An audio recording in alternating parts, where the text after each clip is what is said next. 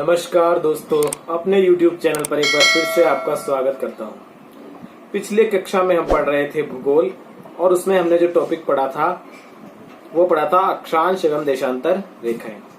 आज हम पढ़ेंगे पॉलिटिकल साइंस, राजनीतिक विज्ञान, और इसमें हमने जो टॉपिक लिया है उस टॉपिक का नाम है भारत के संविधान का निर्माण। जी हाँ, रीट के सिलेबस के अकॉर्डिंग भी एक महत्वपूर्ण टॉपिक है व अन्य प्रतियोगी परीक्षाओं में भी जीके के लिए एक महत्वपूर्ण पार्ट है जिसमें से बहुत से प्रश्न पूछे जाते हैं। तो शुरू करते हैं हम भारत में संविधान का निर्माण। बेसिकली संविधान क्या होता है? कॉन्स्टिट्यूशन आप सभी जानते हैं। किसी भी देश की शासन व्यवस्था को चलाने के लिए जो भी नियम कानून होते हैं उनका एक प्रलेख, दस्तावेज या पुस्तक, कुछ भी कह लीजिए, उसे हम क्या कहते हैं? संविधान। और संविधान के दो रूप पाए जाते हैं, एक तो लिखित और दूसरा अलिखित। अलिखित संविधान का उदाहरण तो ब्रिटेन है अपने आप में, और लिखित संविधान का जो सर्वप्रथम श्रेय दिया जाता है वो दिया जाता है अमेरिका को। जी हाँ, यूएसए को। यूएसए ने विश्व में सबसे पहले 4 मार्च 1789 को अपना संविधान बना लिया था। तो ये श्रेय दिया जाता है यूएसए को, अमेरिका को। और हमें पढ़ना है भारत के संदर्भ में कि भारत का संविधान का निर्माण किस प्रकार हुआ। वैसे तो जो संवैधानिक विकास हम पढ़ते हैं वो इतिहास के अंदर हम पढ़ते हैं कि किस प्रकार से भारत के संविधान का निर्माण प्रारंभ हुआ था। तो वो प्रक्रिया तो लगभग 1773 से ही प्रारंभ हो गई थी भारत के संविधान निर्माण की। संवैधानिक विकास जो होता है, जब आपको पता है ईस्ट इंडिया कंपनी शासन कर रही थी तो ब्रिटिश सरकार के द्वारा 20 साल के लिए जो कानून बन करके आते थे, है ना, वहीं से भारत का संविधान का विकास शुरू हो गया था, है ना। जो रेगुलेटिंग एक्ट कहलाते थे 1773 से शुरू हुए 20-20 साल के लिए। 1793 में 1813, 1833, 1853, फिर 1857 की क्रांति हुई। उसके बाद यहाँ का सीधा शासन ब्रिटेन क्राउन के पास चला गया था। तो वो एक अलग टॉपिक है, वो किसी और दिन किसी अलग कक्षा में हम पढ़ेंगे। आज हम बात कर लेते हैं भारत के संविधान के निर्माण की। तो भारत में जो संविधान का निर्माण है, अब ये जो मांग सबसे पहले कहीं दृष्टिगोचर होती है कि किसी ने मांग रखी हो, तो वो शख्स थे गांधी जी। जी हाँ, 1922 में आपको पता ही है कौन सा आंदोलन चल रहा था? असहयोग आंदोलन। असहयोग आंदोलन। और इस असहयोग आंदोलन के दौरान ही गांधी जी ने सर्वप्रथम मांग रखी थी कि भारतीयों का संविधान भारतीयों की इच्छा अनुसार होगा, यानी भारत के लोग ही उस संविधान का निर्माण करेंगे। कोई बाहरी व्यक्ति, अंग्रेज, उस संविधान का निर्माण नहीं करेगा। तो ये सबसे पहले काम किया था महात्मा गांधी ने। लेकिन परोक्ष रूप से या अनौपचारिक रूप से सबसे पहले अगर किसी ने संविधान सभा की मांग रखी तो वो थे M.N. राय। जी हाँ, M.N. राय, M.N. रॉय, कम्युनिस्ट पार्टी जिन्होंने बनाई या अध्यक्ष थे उस समय कम्युनिस्ट पार्टी के M.N. रॉय। उन्होंने 1924 में औपचारिक रूप से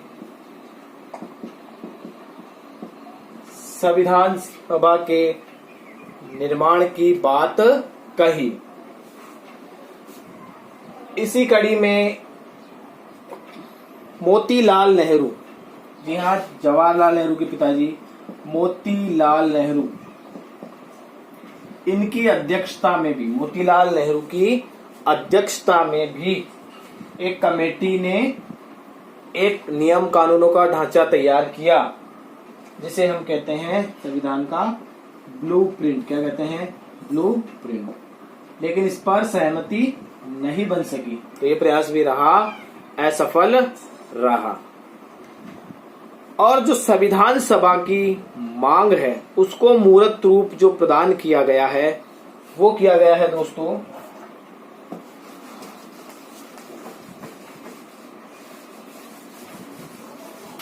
उसका श्रेय दिया जाता है संविधान सभा की जो पहली बार मांग रखी गई है या उसे मूर्त रूप दिया गया है, वो दिया गया 1936 के अंदर।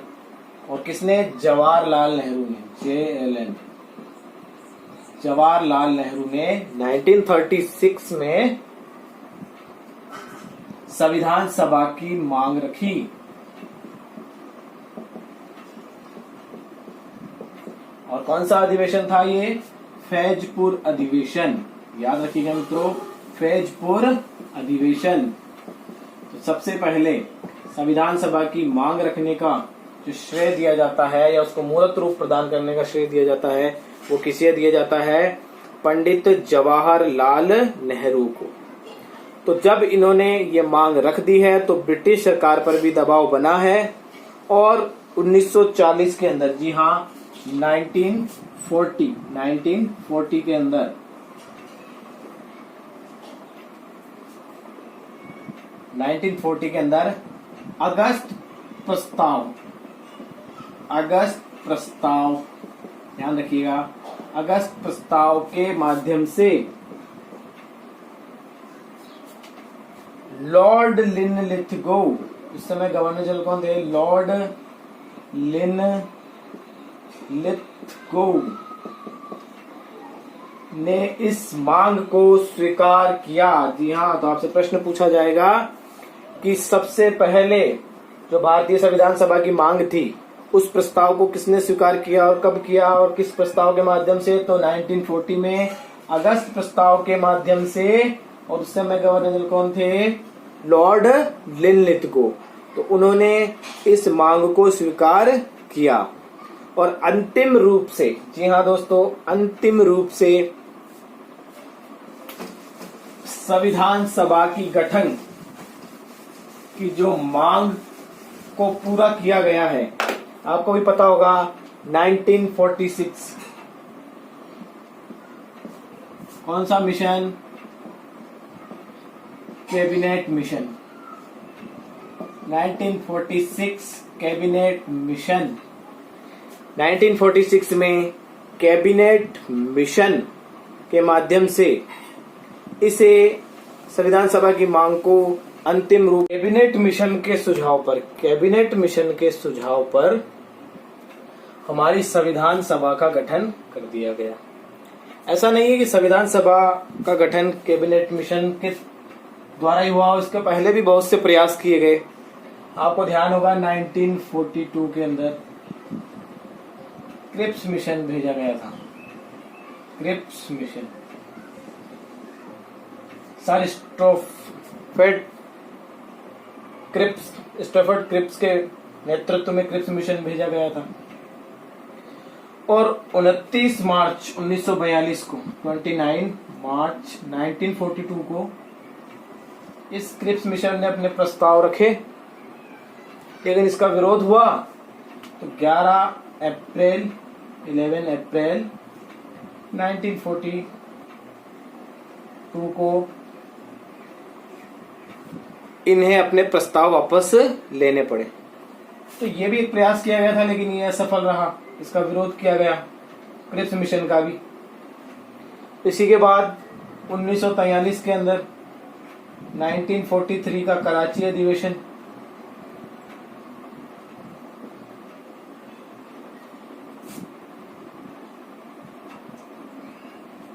इस कराची अधिवेशन में मुस्लिम लीग ने बांटो और भागो का नारा दिया था। तो पूछा जाता है कि कौन से अधिवेशन में मुस्लिम लीग ने बांटो और भागो का नारा दिया था? तो 1943 के कराची अधिवेशन के अंदर। तो ये सारे प्रयास किए जा रहे हैं संविधान सभा के गठन को लेकर के। और सफल कौन सा प्रयास हो गया है? Cabinet mission. कैबिनेट मिशन को देख लेते हैं थोड़ा। तो 24 मार्च और 1946 को कैबिनेट मिशन भारत आ गया था, दिल्ली आ गया था। ठीक है। और इसने 16 मई 1946 को अपने सुझाव दे दिए थे या अपना प्रस्ताव प्रस्तुत कर दिया था। कब? 16 मई 1946 को। इस कैबिनेट मिशन के सदस्य कौन कौन थे? तो सर पैथिक लॉरेंस,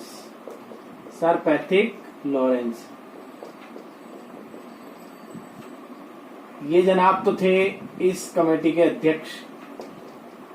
तो पूछा जाए आपसे कि कैबिनेट मिशन के अध्यक्ष कौन थे? Sir Patrick Lawrence. 3 सदस्यीय कमेटी थी, एक तो ये हो गए, दूसरे वही क्रिप्स मिशन वाले सर स्टैफोर्ड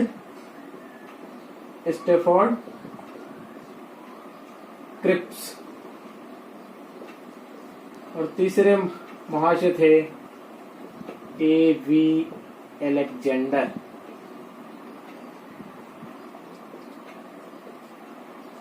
तो sir Patrick Lawrence, Stafford Cripps और A.V. अलेक्जेंडर, ये इस कैबिनेट मिशन के 3 सदस्य थे। पैट्रिक लॉरेंस अध्यक्ष थे। तो आपसे इस बारे में प्रश्न पूछा जाए तो आपको ये 3 नाम याद रखने हैं। तो 24 मार्च को ये दिल्ली आए थे और 16 मई को इन्होंने अपनी रिपोर्ट प्रस्तुत कर दी थी। तो इस कैबिनेट मिशन के 2 उद्देश्य थे। इसका मुख्य उद्देश्य तो था संविधान सभा का गठन करना। मुख्य उद्देश्य तो क्या था? संविधान सभा का गठन करना। और इसका एक दूसरा और गौण उद्देश्य जो था वो था भारत का बंटवारा करना। जी हाँ, भारत और पाकिस्तान को 2 देशों में बांटना, ये इसका गौण उद्देश्य था। आपसे पूछ ले कि कैबिनेट मिशन का उद्देश्य क्या था, तो उसका मुख्य उद्देश्य तो संविधान सभा का निर्माण और गौण उद्देश्य था बंटवारा करना। और इस कैबिनेट मिशन ने संविधान सभा के लिए सदस्य जो सुझाए थे उनकी संख्या थी 389। जी हाँ, 389 सदस्य सुझाए थे कैबिनेट मिशन ने।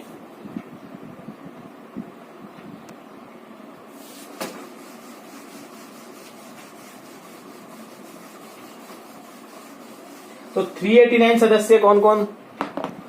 तो जो 389 मेंबर्स होंगे टोटल कॉन्स्टिट्यूशन असेंबली के, वो कहां कहां से लिए जाएंगे? तो जो प्रांतीय विधानमंडल होंगे, प्रांतीय विधानमंडल,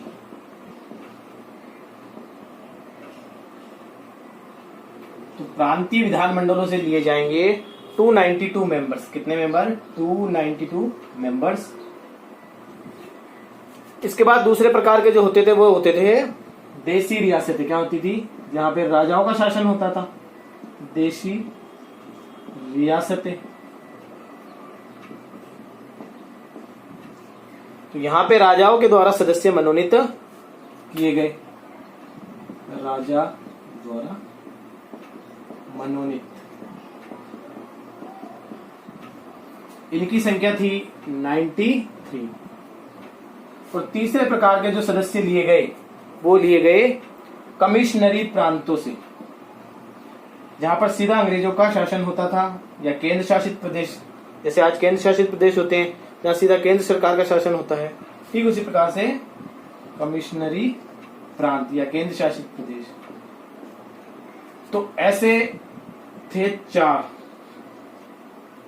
तो प्रांतीय विधानमंडलों से 292, देशी रियासतों से 93 मेंबर्स और कमिश्नरी प्रांतों से लिए गए थे 4 मेंबर। तो इनका टोटल हम करेंगे तो आ जाएगा 389। तो 389 मेंबर्स सुझाए थे कैबिनेट मिशन ने। कितने मेंबर्स? 389 मेंबर्स का सुझाव दिया था। और इसका विभाजन हमने कर दिया है कि कहां कहां से ये लिए गए हैं। आगे हम देख लेते हैं, ये तो मेंबर सुझाव दिए, अब इनका चुनाव किस प्रकार से होगा? क्योंकि देशी रियासतों से जो सदस्य थे वो एक तो मनोनीत किए गए थे, तो उनका तो कोई चुनाव होना नहीं था, वे राजाओं द्वारा मनोनीत कर दिए गए थे। अब बचते हैं हमारे पास प्रांतीय विधानमंडलों।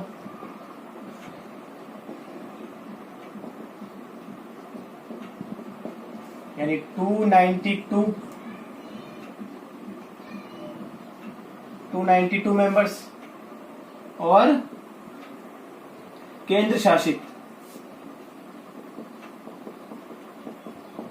या कमिश्नरी प्रांत जो थे वो थे 4। तो 296।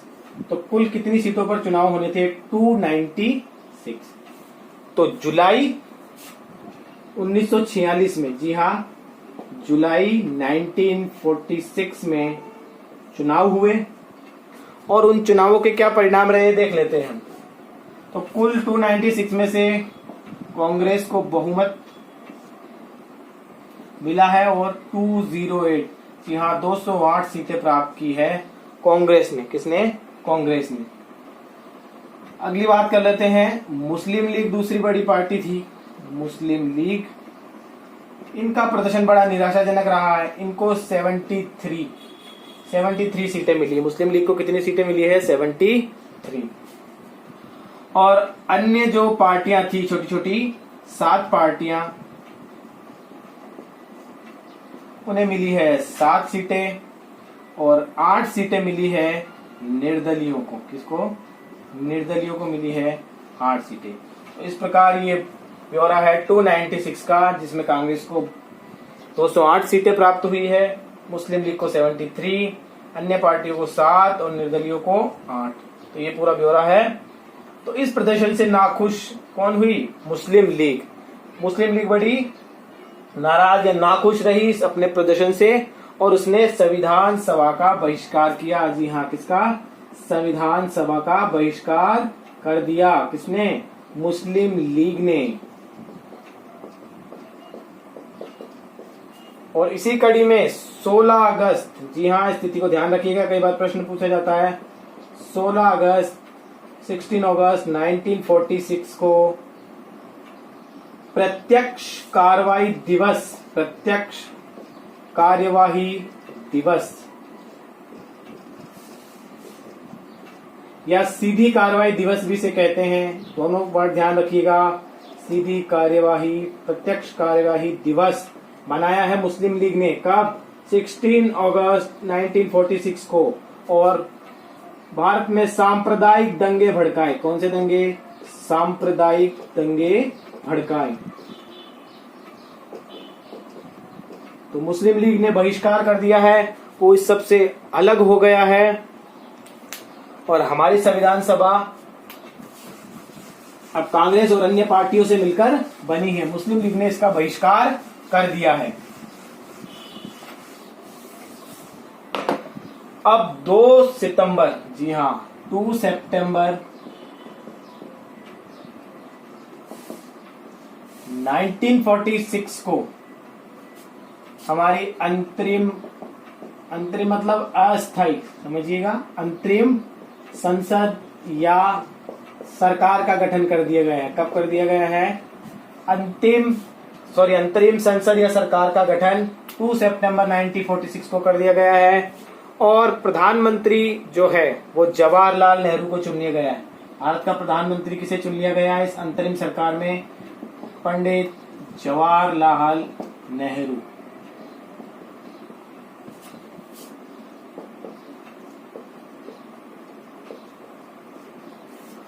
तो 2 सितंबर 1946 को अंतरिम सरकार का गठन, तो 2 सितंबर 1946 को अंतरिम सरकार का गठन हो गया है और पंडित जवाहरलाल नेहरू हमारे पहले प्रधानमंत्री बना दिए गए हैं।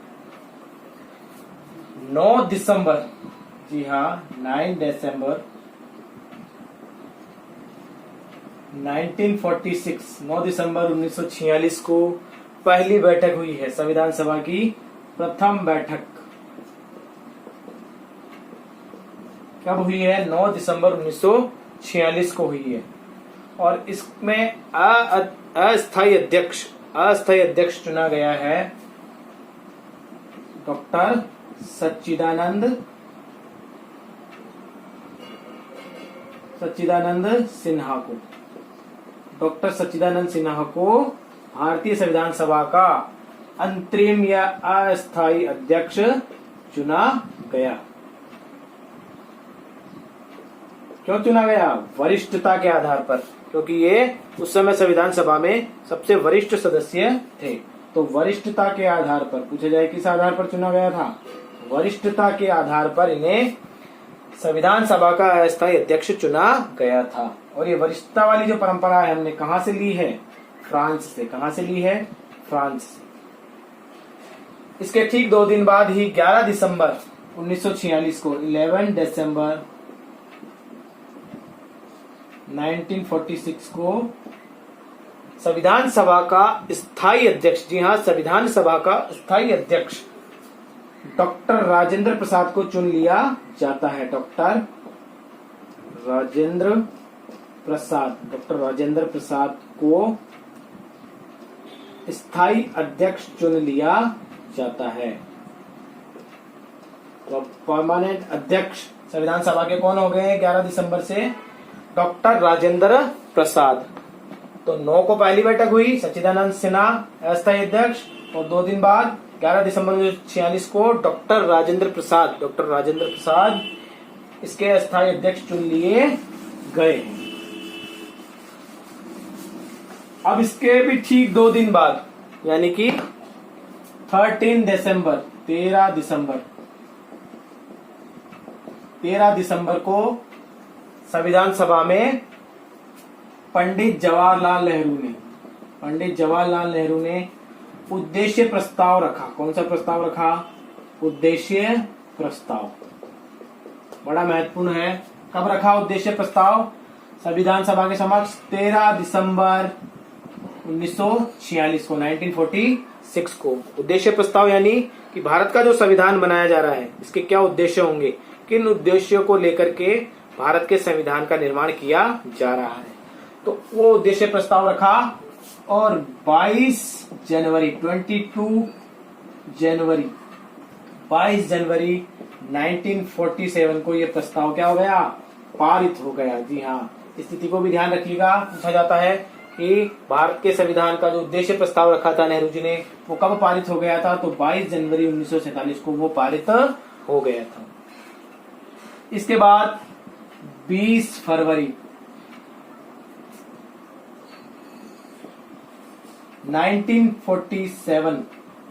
1947 को एटली घोषणा हो जाती है। एटली घोषणा। जी हाँ, क्या है ये एटली घोषणा? तो इटली के माफ कीजिएगा, ब्रिटेन के प्रधानमंत्री का नाम है एटली। तो प्राइम मिनिस्टर जो थे ब्रिटेन के, उनका नाम क्या था? एटली। उन्होंने घोषणा कर दी थी कि भारत को जून 1948 से पहले आजाद कर दिया जाएगा। जून 1948 से पहले भारत को आजाद कर दिया जाएगा।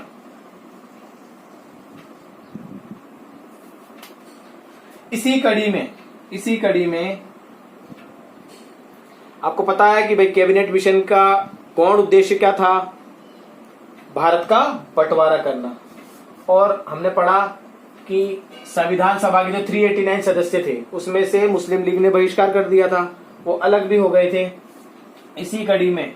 तो ये जो बंटवारे का और ये सारा काम था वो ब्रिटेन की सरकार ने सौंपा था लॉर्ड माउंटबेटन को। किसे सौंपा था ये सारा काम? लॉर्ड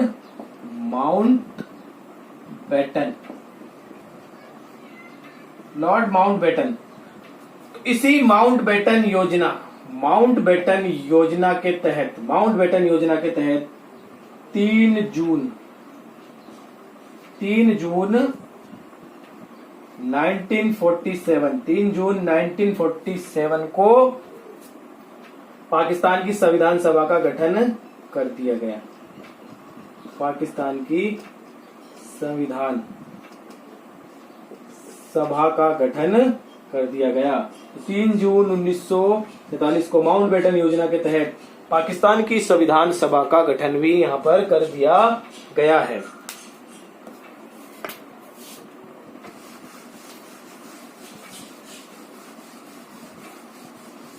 नेक्स्ट देखिए 4 जुलाई। जी हां, 4 जुलाई 1947 में ब्रिटेन की संसद में, कहां पर? ब्रिटेन की संसद में भारतीय संविधान का प्रस्ताव रखा गया। भारतीय संविधान का प्रस्ताव रखा गया और ये प्रस्ताव 18 जुलाई को, जी हां 18 जुलाई 1947 को ये प्रस्ताव पारित हो जाता है।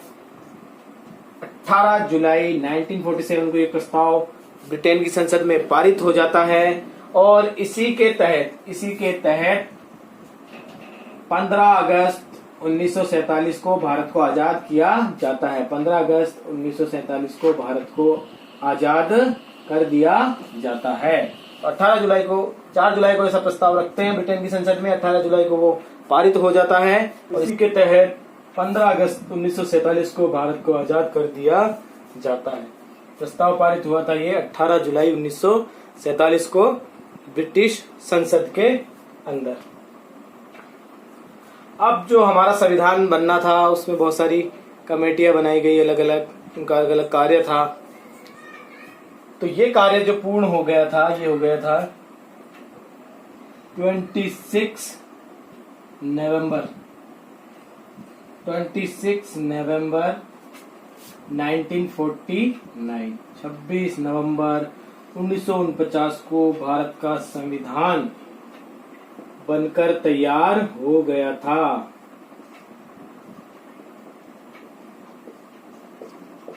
आपसे पूछा जाए भारत का संविधान बनकर कब तैयार हो गया था? 26 नवंबर 1949। इसी दिन भारतीय संविधान को आत्मर्पित, अंगीकृत, अधिनियंत्रित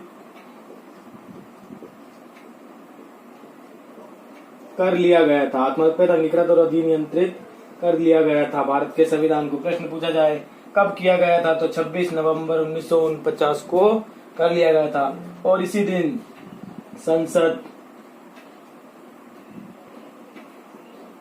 नागरिकता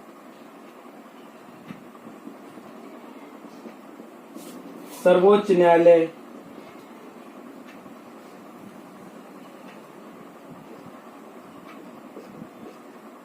आदि से संबंधित, संसद, नागरिकता, सर्वोच्च न्यायालय आदि संबंधित 15 अनुच्छेदों को लागू कर दिया गया था।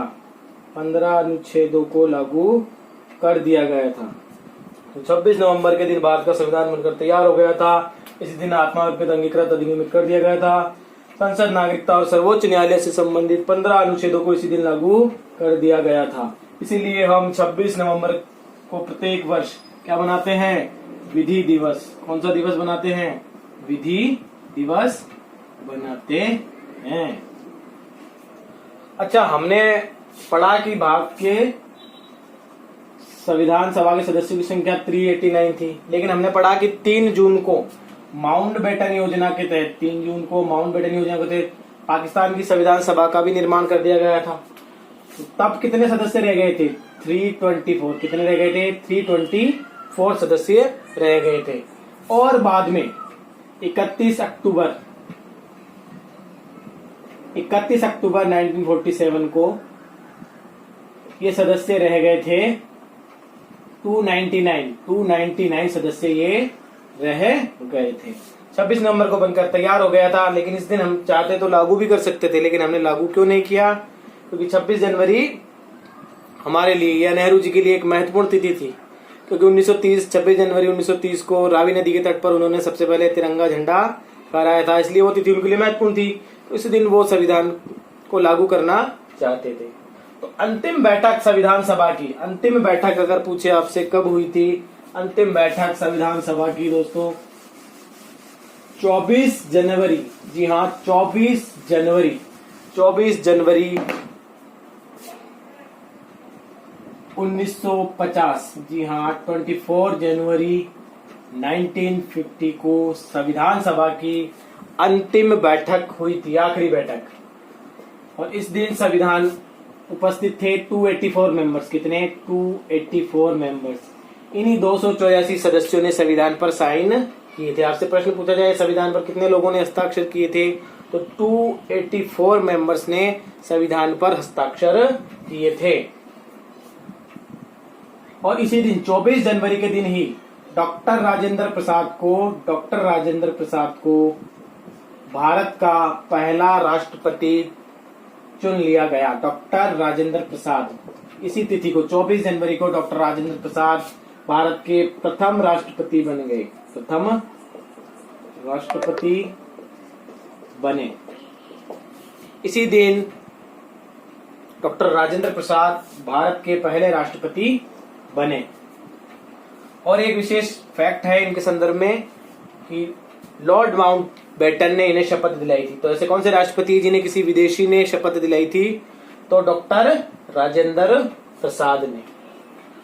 और मित्रों बात कर लेते हैं कि संविधान सभा में महिलाओं की संख्या कितनी थी? तो 12 थी। महिलाओं की संख्या कितनी थी? 12 महिलाओं की संख्या थी। और 24 जनवरी को जो 286 मेंबर ने साइन किए थे उसमें महिलाओं ने कितने हस्ताक्षर किए थे? 8 महिलाओं ने। कितनी? 8 महिलाओं ने। और महिला जो समूह था उनकी अध्यक्षता कर रही थी हंसा मेहता। कौन कर रही थी? हंसा मेहता। और कुछ फैक्ट्स आपको इस बारे में बता देता हूं। जब भारत को आजाद किया गया तो ब्रिटेन के प्रधानमंत्री कौन थे? एटली। आपको पता ही है एटली घोषणा के तहत ही सब कुछ हुआ। एटली। और ये लेबर पार्टी से बिलोंग करते हैं, ब्रिटेन की लेबर पार्टी। तो एटली थे। उस समय कांग्रेस अध्यक्ष कौन थे आजादी के समय? कांग्रेस अध्यक्ष, तो कांग्रेस अध्यक्ष थे उस समय के आई.बी. कृपलानी। कौन थे? आई.बी. कृपलानी। कई बार इस तरह के फैक्ट से प्रश्न पूछ लिए जाते हैं कि आजादी के समय कांग्रेस अध्यक्ष कौन थे? आई.बी. कृपलानी। और पूछ लिया जाता है कि एक महत्वपूर्ण व्यक्ति के बारे में और बताना चाहूंगा। भारतीय संविधान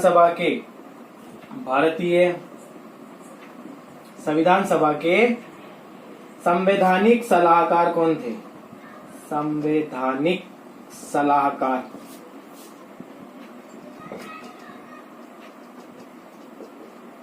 बी.एन. राव। कौन थे वो शख्स? बी.एन. राव। तो संवैधानिक सलाहकार कौन थे? बी.एन. राव। संविधान सभा के सचिव कौन थे? सेक्रेटरी कौन थे? तो के.एम. मुंशी, कन्हैयालाल माणिक्यलाल मुंशी। के.एम. मुंशी क्या थे? सचिव थे, सेक्रेटरी थे। और पूछ लिया जाए उपाध्यक्ष कौन थे? अध्यक्ष तो आपको पता ही डॉक्टर राजेंद्र प्रसाद थे। उपाध्यक्ष कौन थे? एच.सी. मुखर्जी। कौन थे? सी मुखर्जी।